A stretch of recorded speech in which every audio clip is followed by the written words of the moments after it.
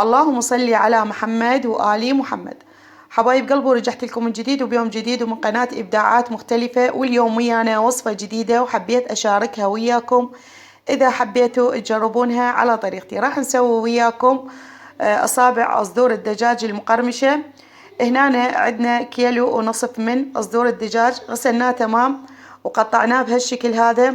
وراح نحتاج للتتبيل.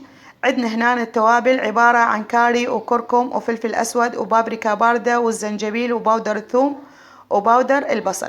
ونحتاج النصف نومية وملعقة كوب من الخل وملعقة كبيرة من الملح. هذه كلها المواد اللي راح نحتاجها للتتبيل.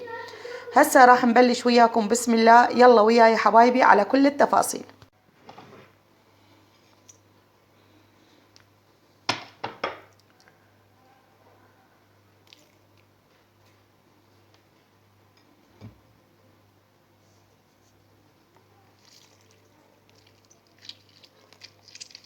طبعا القشر راح نقطعه ونضيفه ويا التتبيل، راح يضيف طعم ويقضي على الزفرة ويضيف طعم لصدور الدجاج كلش طيب.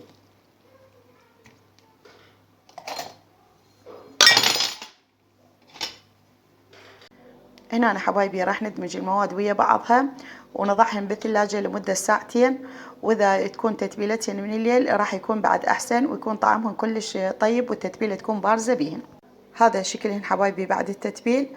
راح نضعهم بالثلاجة لمدة ساعتين أو 3 ساعات، وإذا يكون التتبيل مالتهن من الليل راح يكون كلش تمام ويكون طعمهم كلش طيب وتكون التتبيلة بيهن جدا بارزة.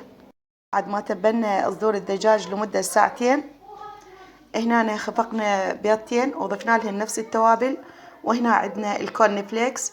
هسه راح ندمج المواد ويا بعضها ونراويكم كل تفاصيلها.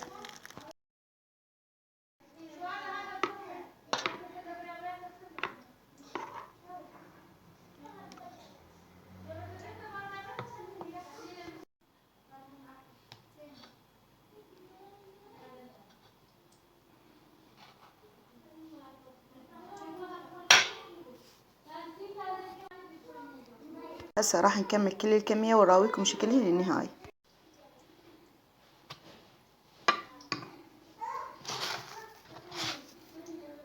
هسه راح نكمل وياكم كل الكمية ونراويكم شكلها للنهاية. حبايبي جهزت عندنا أصابع صدور الدجاج المقرمشة.